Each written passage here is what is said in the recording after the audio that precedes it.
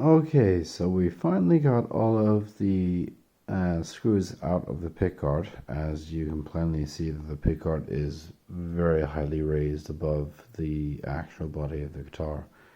There's a nice chance to kind of really kind of have a look at just kind of the paint job that I did. Um, you might hate on it, it might suck, it's completely imperfect, but it's perfect in its imperfection, if that makes sense. At least to me. At least to me. I wouldn't change a thing. Like this stuff over here, like, you know what? Leave that. That just adds to the character. This little bit of spray black that just kind of came out above the silver.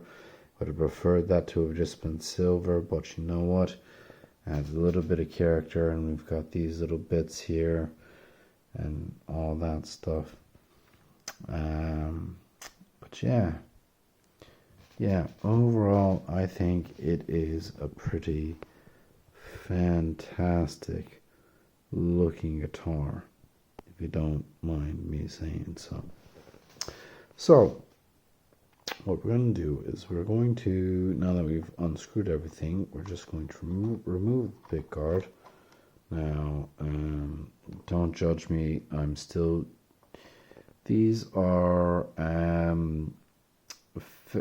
Fender Custom Shop 52/57 original clean super pickups, and so you've got that nice firmware wire, but don't judge me, we're still using fucking this nasty ass old Chinese pots. And what's really cool is I got this really neat bit of kit here, which is a solderless 7-way selector, where you just put in all of the pickups and your inputs and your outputs and your negatives and your ground, and you connect them up to this little selector here, and you get 7 selectors, right? So normally it's just 5, right? 1, 2, 3, 4, 5. But you get, in this volume pot, you get this little push-pull thing, right? So the 7-way selector I pulled because that's what David Gilmour uses, and David Gilmour, I mean, who can't pull inspiration from David Gilmour? He's an all-time absolute favorite guitarist. And so what 7-way does is basically when you push this down, it just acts as just a normal Strat. You put this up, your neck pickup, that's your neck in your bridge, your neck in your middle.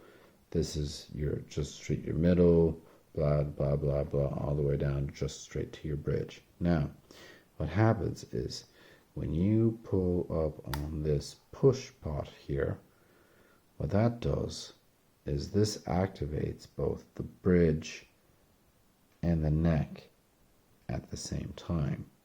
Now, before I built my Telecaster Blondie, I noticed straight away when I put in this 7-way selector, the sound between simply just the bridge and the neck is something absolutely special. Something that I played in far more than any other position. Something about mixing the really fat sound from the neck with just the really bright sparkle of the neck, just that mix of the two together. For some reason, why Leo Fender didn't just put that together on the Strat to begin with makes no sense. But after playing a Telecaster where it's only a bridge pickup and a neck pickup and you've got a 3-way position, it makes perfect sense. He already did it. He had one guitar that got that sound, that bridge and that neck pickup sound, which is just fucking gorgeous. And then the Strat was something completely different. You want to just neck, middle, bridge, and then after he wisened up about the whole reverse polarity thing, he reversed the middle pickup so that way you could get a little bit of the 60 cycle hum, but like canceling if you put it into these two positions here. But they're not exactly the greatest for tone. It's more for just kind of keeping the buzz quiet, if you know what I mean. But strongly recommend a 7-way switch as a mod on my guitar, because it's fucking brilliant. Absolutely, you get so much more tonal capabilities out of your Strat than if you're just to stick with your normal 5-way. You'll also see here that we have got a fully copper wired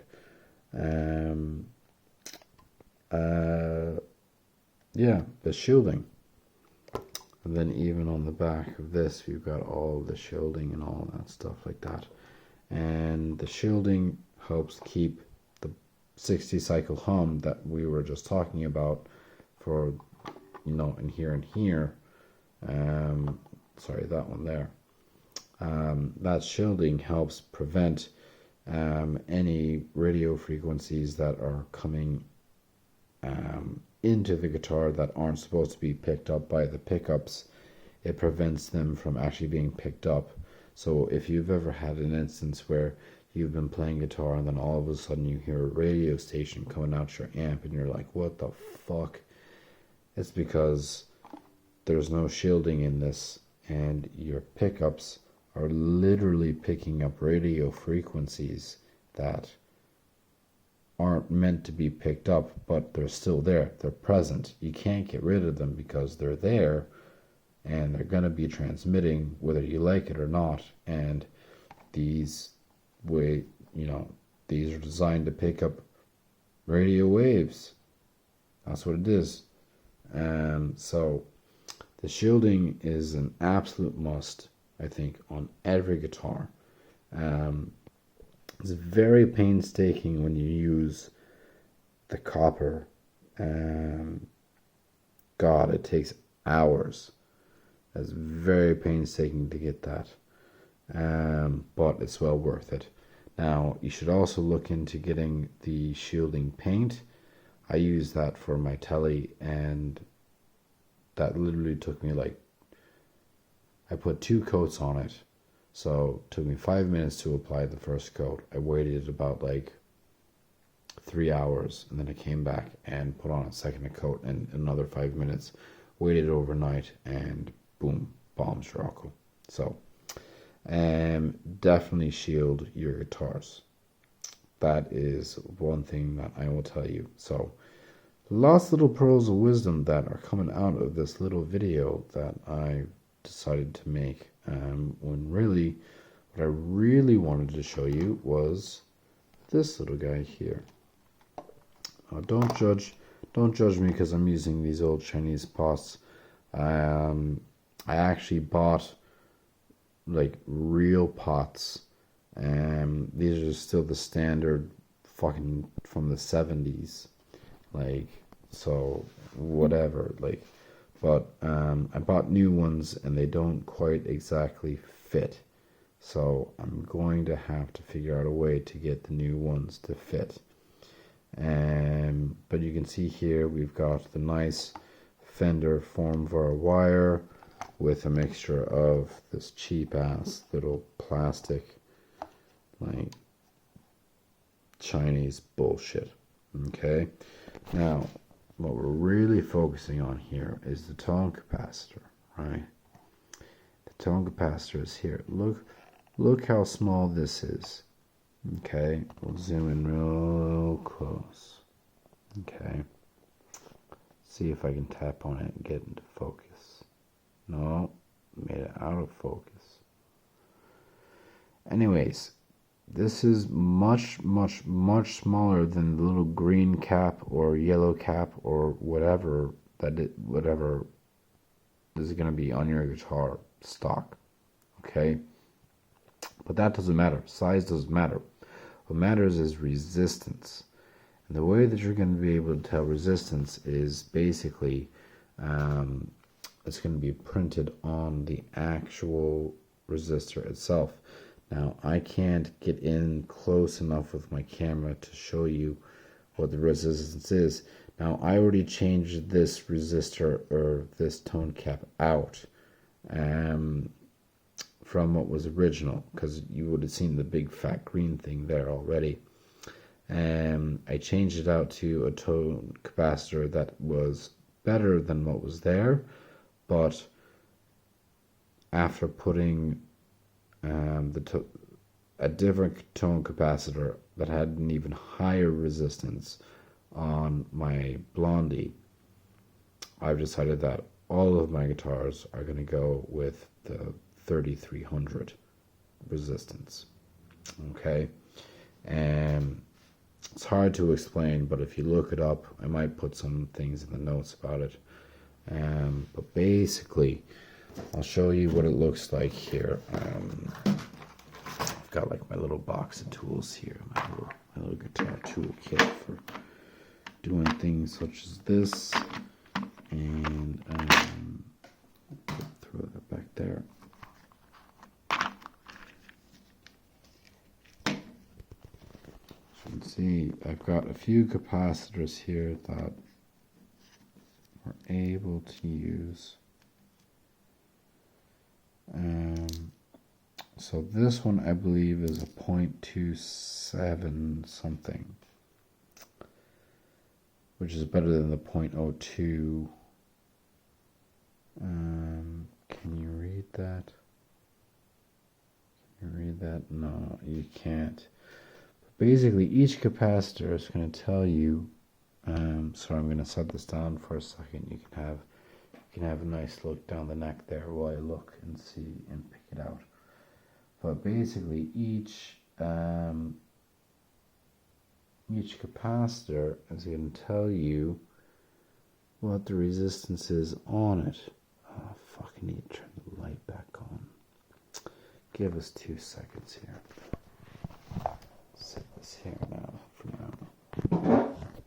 Yeah, copper shielding. What a lovely sight. Looks like the lunar module. Okay, I'm able to see a little bit better now. So pick it up, give you back another nice view of everything here. And so, can we get this to focus?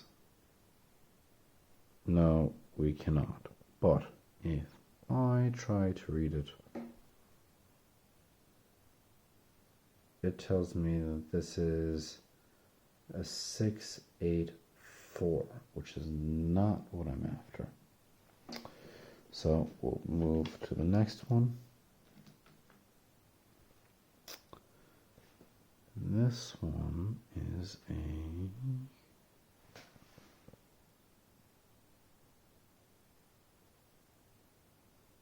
once again 684, not what we're after. I basically chose 3 of the different types of capacitors that I wanted, one for each of my guitars, and I decided to put one on each, like a different one on each one, just to kind of see how the variance in sound was going to be. But after seeing how much tonal variance I get off of Blondie, I'm pretty much convinced that I don't need to have different tone caps on all 3 for tonal variancy. I need just the 0.33s on all of them.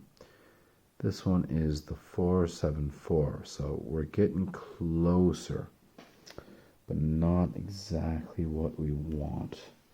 Okay, so let's move on to the next one. Sorry this is taking such a long time, but I would imagine that not 0.14414 again, and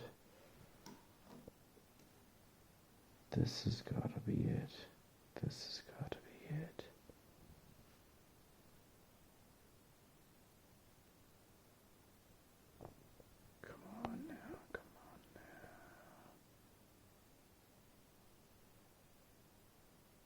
Yes, 0.334. This is the one that I'm looking for. Right here. This is what I want. So basically, we are going to be replacing this guy with this guy right here.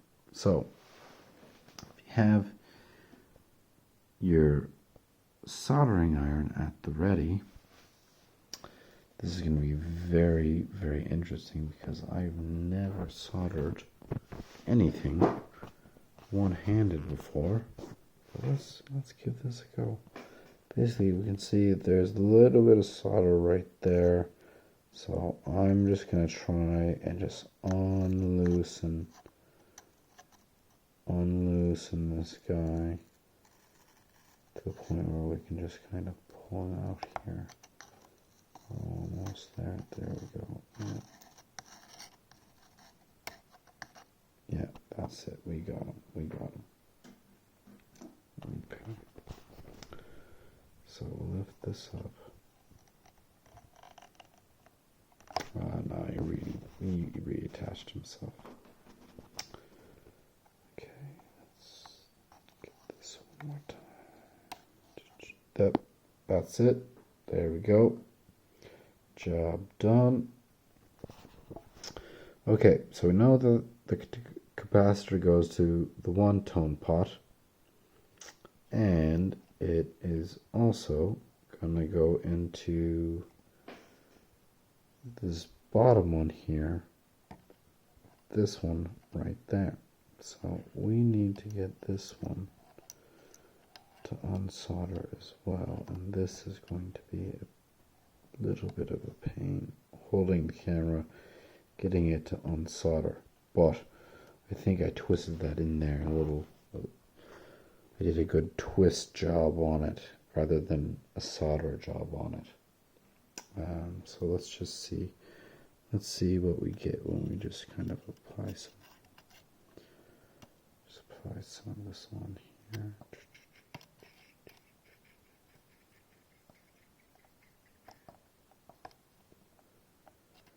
Are we able to pull it out?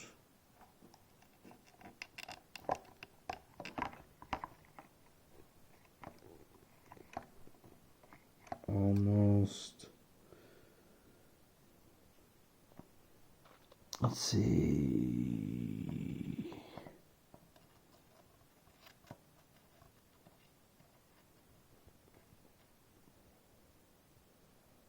Sorry, my video sucks. There, we're applying more heat to this pot here.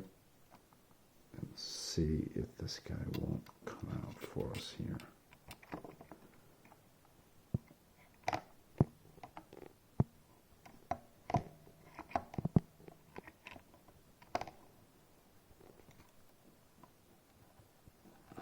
He's being a stubborn little bitch.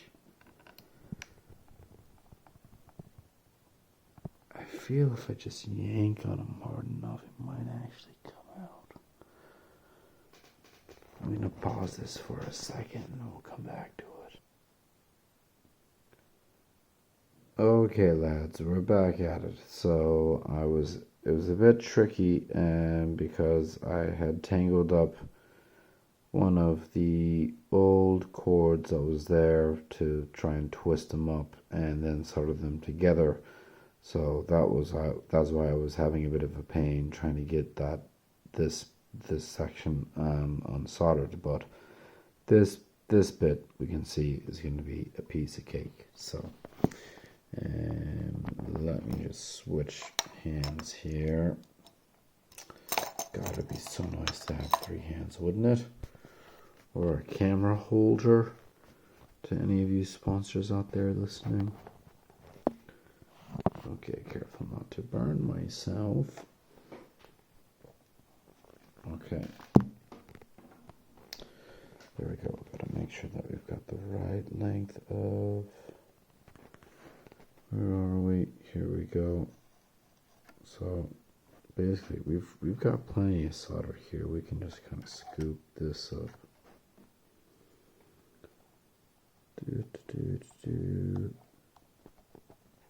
Sorry, you're not watching what I'm seeing. So we'll just scoop this solder up into a nice big old ball.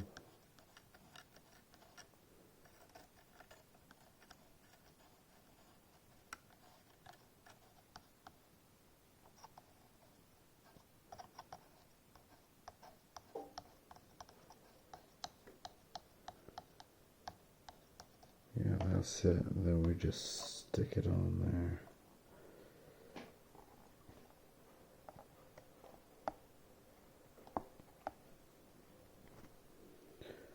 Just press that down there.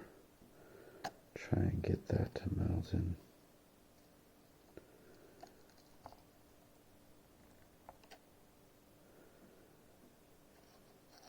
There we go. No, not quite. We can get it though. We can get it. We can get it. We can get it. Yeah, it's there. It's there. All right. It's there. All right.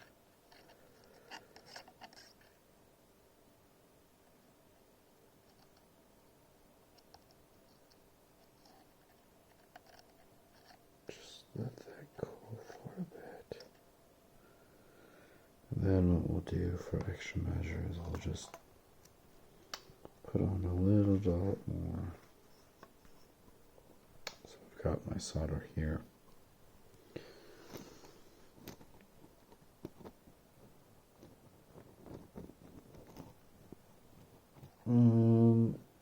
Sorry for the angles. You know, by now I am the worst at angles.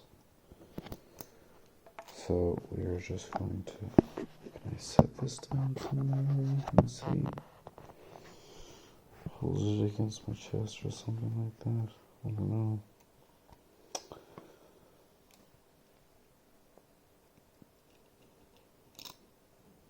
Let's see if we can one-hand this here. Come on, solder, get up there. That whole thing came out there. That's not what I wanted. You could hear the casing just drop just there. So now, all we really want is just a little bit of solder to go on top to make sure that we square that connection. Fuck, I suck at this. Suck at guitar, suck at videoing, I suck at soldering. You know what? Basically, I need to find a way to have 3 hands to just hold this wire and put the soldering iron to it so that way it does it. So I'll pause it for a quick second. And there we go. Nice and tight. So this guy ain't going nowhere on this side or on the other side. So now we have just put in what is, in my opinion, the best tone capacitor that you could possibly put on your guitar. And I will put that in the notes of the video.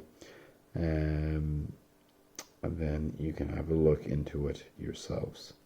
But that's basically it.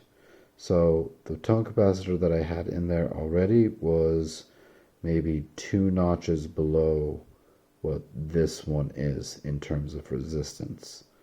But I figured, why the fuck not? I don't have a nut on this guitar yet. I can't string it up. It's not playable. What the fuck am I going to do with my spare time? Let me just put a new tone capacitor in there just to make it better for shits and giggles. And that's what we've done here today. And tone tests are to come. Alright, peace out. That's me done. Bye.